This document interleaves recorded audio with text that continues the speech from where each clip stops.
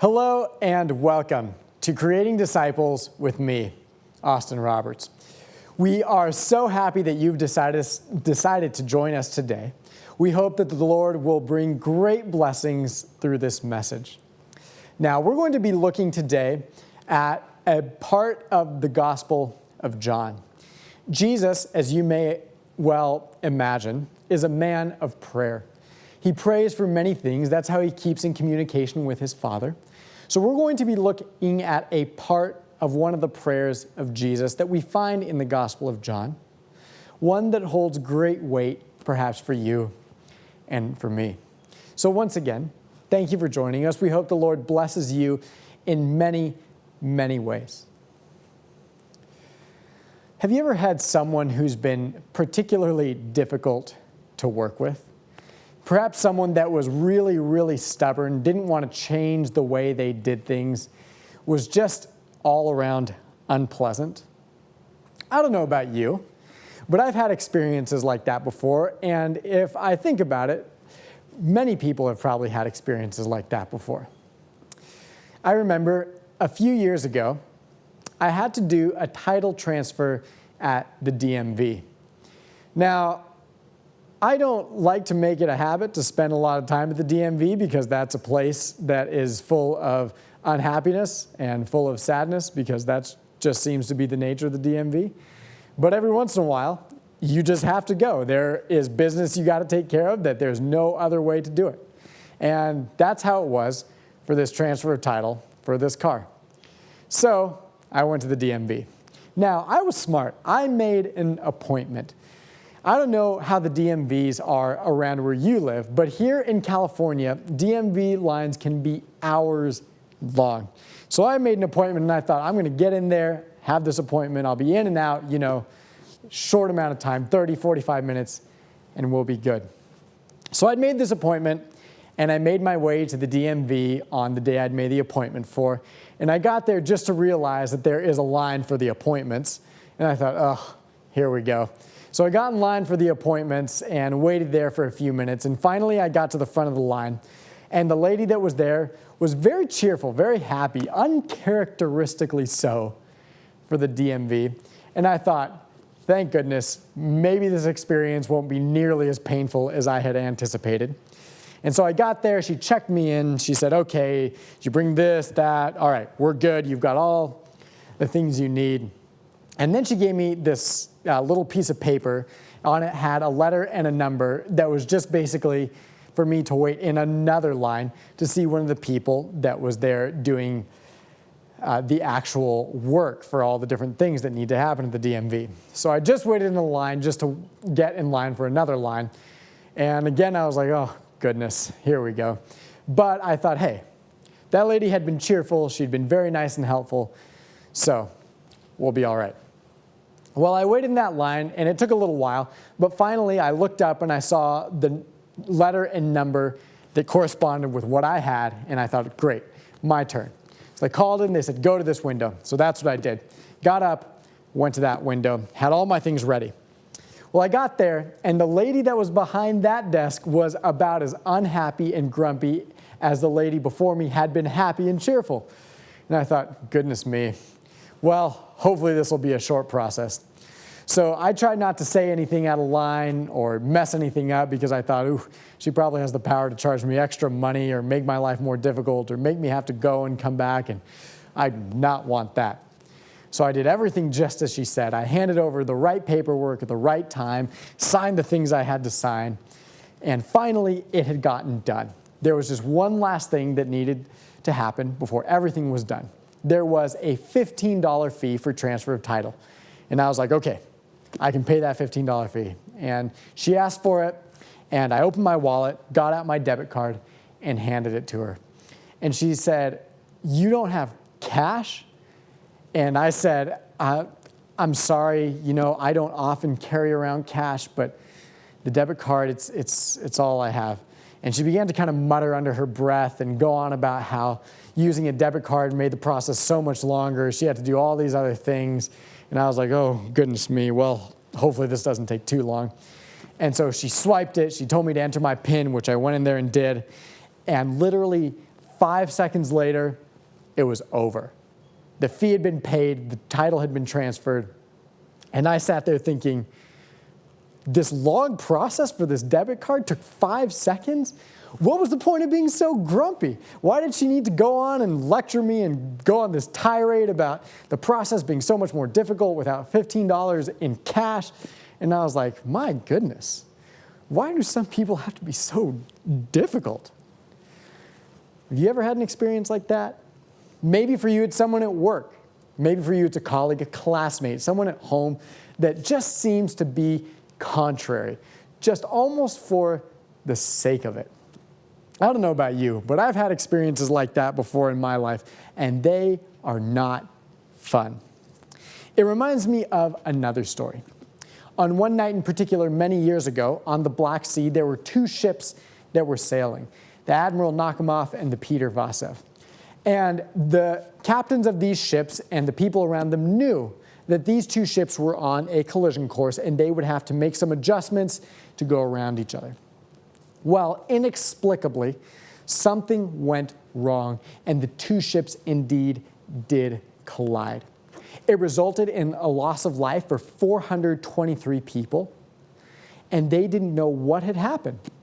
Well, naturally, there was an investigation done into this incident, and the investigation found out that the captains of both of these ships had known that they were going to collide for 45 minutes before the collision. But neither of them had enough humility to change their course and avoid the collision, so they crashed. And it ended in a loss of life for a lot of people. They were stubborn. They just didn't want to give way just a little bit to somebody else. And so each of these men spent 15 years in prison for failing to have just a little humility, for failing to be just a little less stubborn, for failing to move their ship just a few degrees to the right or to the left so that these two ships wouldn't crash. I don't know about you, but when I have experiences with people who are particularly difficult and don't want to give an inch, it kind of irks me. And I imagine that the same is true for you, someone that is just overly stubborn for no apparent reason whatsoever. Well, if you've had that issue, take courage, for you are not alone. In fact, the Savior of our world, Jesus Christ, had the same issue with some of the people on this earth. In fact, probably with all of the people on this earth. Everybody can be just a little stubborn and a little pushy in moments where it is unnecessary. So, we're going to open today to the Gospel of John, chapter 17. And we're going to see that Jesus had the same issue that I had with this lady at the DMV, that the captains of the Peter Vasev and the Admiral Nakhimov had with each other, and that no doubt many of you have had with somebody before. So, before we read this part of the text, let's look at a little background information here. John chapter 17 is very near the end of his gospel. Jesus has done almost everything that he will do in his ministry. He is very near his death. In fact, in the very next chapter, John chapter 18, Jesus is going to get arrested. But here in John chapter 17 is a prayer that Jesus prays for a number of different things. In fact, this prayer is split into 3 parts, and we're going to be reading the third part. Now, the first part is a part of this prayer where Jesus prays for himself. He prays for himself to be glorified. Then the second part of this prayer, Jesus prays for his disciples. He prays for those 12 who have at that point become 11 and who will face untold difficulties and hardships in their lives that they are yet unaware of. So he prays for himself, then he prays for his disciples. And then in the third part of this prayer, which we will be reading today, Jesus expands his prayer and he prays for the rest of the world. He prays for everybody. He prays for you, he prays for me, and he prays for everybody in this world. All those who will follow him, and doubtless all those who will not end up following him. Jesus prays for everybody. So, let's read this together. We're going to begin by reading John chapter 17, verses 20 through 23. Jesus prays this prayer. My prayer is not for them alone, speaking about his disciples. His prayer is not just for his disciples. I pray also for those who will believe in me through their message, that all of them may be one, Father, just as you are in me and I am in you. May they also be in us so that the world may believe that you have sent me. I have given them the glory that you gave me, that they may be one as we are one, I in them and you in me, so that they may be brought to complete unity. Then the world will know that you sent me and have loved them even as you have loved me. So that is the first part of the prayer that we are looking at today.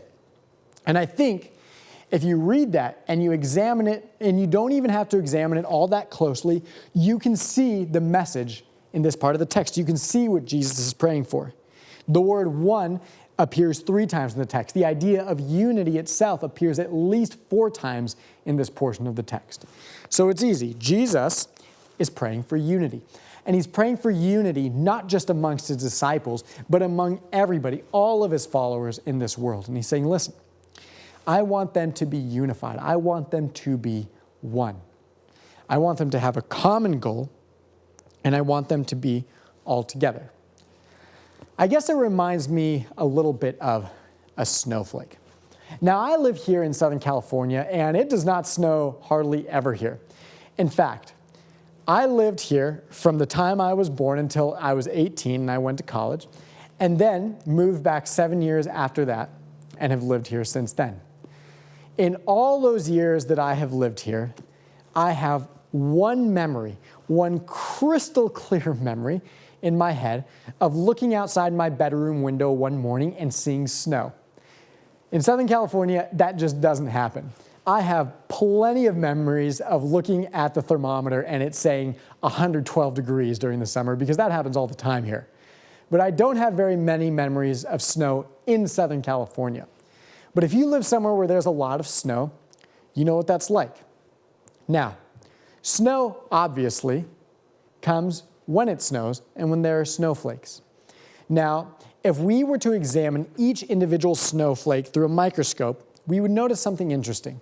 And that is, as researchers have stated, that each snowflake is unique and different. There are no 2 snowflakes that are exactly alike. But one snowflake in and of itself makes no difference at all. If I were to go outside in Southern California when it's 112 degrees outside and let a snowflake drop, it would melt before it dropped even an inch. One snowflake makes no difference. But many snowflakes together make snow. And as I've said, if you live in a place where there's a lot of snow, you know what that can be like. Snow can disrupt travel. It can ground planes. It can prevent you from driving to and from work or school or anywhere else. Snow can cave in roofs if you're not careful. Every morning you've got to go outside and shovel out your driveway so you can get in and out. Snow, if people aren't careful, can even kill them in certain situations where there are avalanches and so forth. If you spend too much time outside the snow without proper equipment and clothing, you can freeze to death. Altogether, snowflakes make a lot of snow, and there is a lot of power in there. And it's kind of the same way in what Jesus is saying here. He's asking for unity. He knows that one follower of Christ makes no real difference at all unless there is a community that surrounds that person and unless there's unity in and amongst them. He's saying, listen, you all need to be in this together. You need to have unified vision, a common goal, and bring disciples to Christ. Now, I don't want you to misunderstand me, because what I am saying is that we need, and that Jesus is praying for, unity. Now, unity can at times be misunderstood as uniformity. And that is not what Jesus is praying for here, and that is not what I am saying here. Uniformity is the idea that every single person has the exact same thing in mind. There is no divergence to the left or to the right. There is no disagreement anywhere whatsoever. But that's not what Jesus is praying for here, because uniformity is unhealthy. Imagine if my wife Nicole and I never, ever had a single disagreement. You know what that would mean? That would mean one of us in this marriage is unnecessary. That would mean one of us is allowing the other person to just walk over us like a carpet. That would mean one of us isn't looking out and being careful and just pushing their way all the time. But that's not how it is in a marriage. That's not how it is in our marriage. We don't fight every single day or all the time or disagree about everything. But every once in a while, we don't quite see eye to eye. One of us wants Thai food to eat. The other one of us wants Italian food to eat. And you know what that means? That means we have to talk about it and come to a compromise, or one of us has to give way every once in a while. And that is the idea of unity. Because at the end of the day in a marriage, we want the same thing. We have a covenant. We are committed to each other and to not allowing anyone else to break that marriage up. That is unity. It doesn't mean that you agree on every single small detail every single time, but it does mean that you have a unified vision and a common goal. And that is what Jesus prays for here, for the world, for all of his followers, from his disciples to the baby that was just born yesterday. He says, give them unity, O Lord. Help them to see this common goal and vision, even if they don't see eye to eye on every single detail, because that is unity. But that is not the only thing he prays for here. Let's move forward. There is a second thing, in fact, and let's keep reading this prayer. This time we're going to read just verse 24. Jesus prays, Father, I want those you have given me to be with me where I am, and to see my glory, the glory you have given me because you loved me before the creation of the world. So moving on, once again here, we have a second thing. And Jesus prays for what here? He prays for togetherness in heaven. So first, remember, he has prayed for unity, and that is something here that is on earth. That is how we spread the message and the gospel to the corners of the earth that have not heard it yet. But then he's praying for something for his followers after their death. He's saying, bring them together with me here in heaven. I want togetherness in heaven.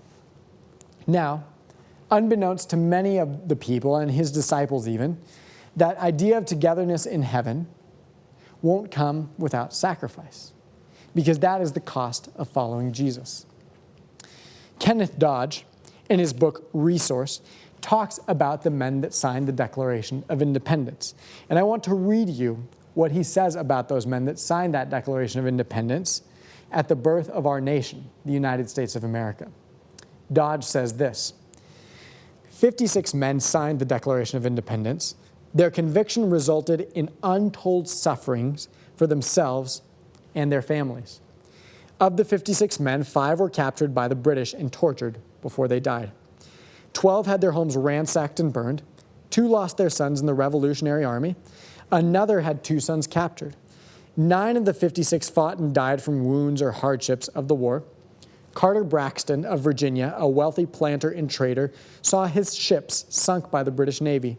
He sold his home and properties to pay his debts and died in poverty. At the Battle of Yorktown, the British General Cornwallis had taken over Thomas Nelson's home for his headquarters. Nelson quietly ordered General George Washington to open fire on the Nelson home, his own home. The home was destroyed, and Nelson died bankrupt. John Hart was driven from his wife's bedside as she was dying. Their 13 children fled for their lives. His fields and mill were destroyed. For over a year, he lived in the forest and caves, returning home only to find his wife dead and his children vanished. A few weeks later, he died from exhaustion. Now, if you haven't done the math, I have. That is 33 of the 56 men suffered some form of difficulty and hardship because of signing the Declaration of Independence. Now, if I were to tell you, listen, sign this document at the birth of this nation, we don't even know for sure if we're going to be able to pull this off. And then on top of that, you will have a 60% chance of yourself suffering and dying, your family suffering and dying, your property getting taken away, destroyed, all your wealth getting taken by the British. Would you do it? Would you sign that document that nearly guarantees you some sense of difficulty and hardship? That's a hard sell. To be honest with you, I don't know if I would have the guts to go through with that.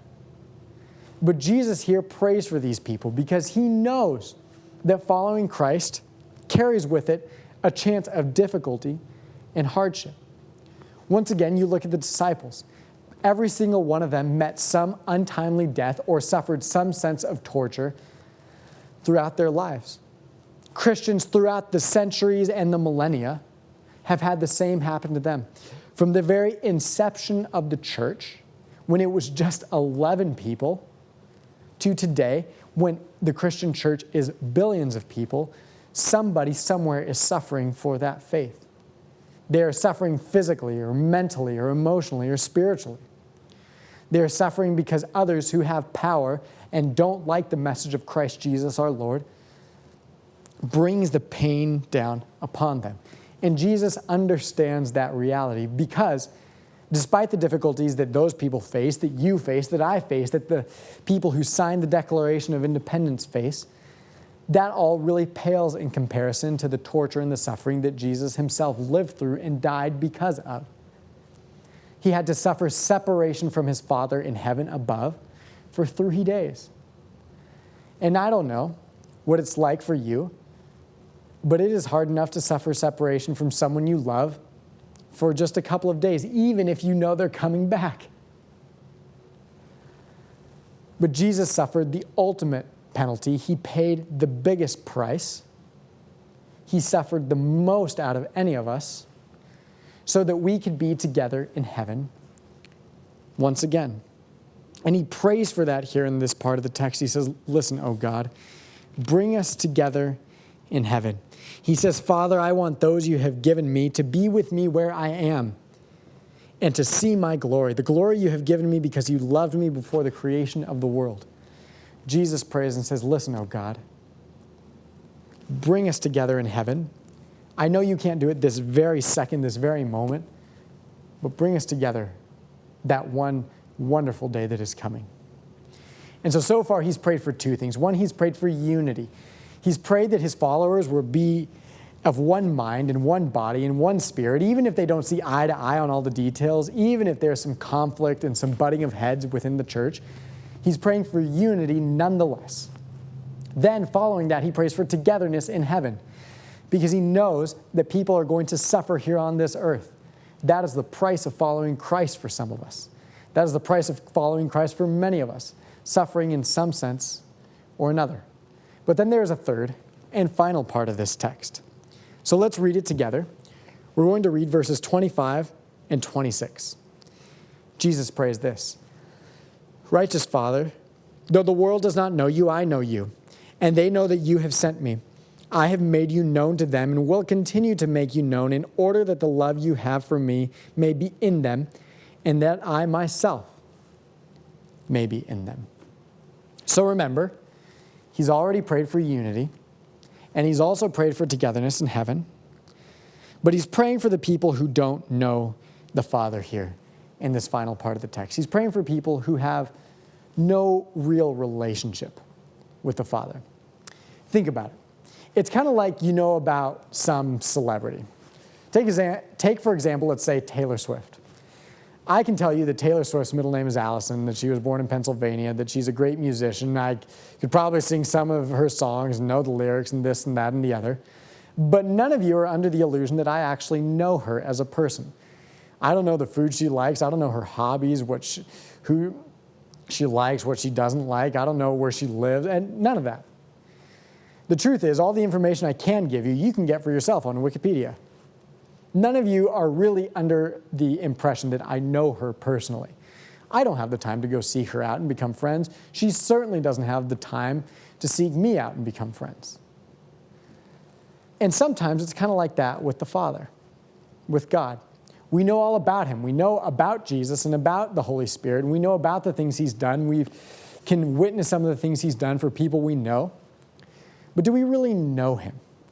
Do we really take the time to be in a relationship with God? I don't know.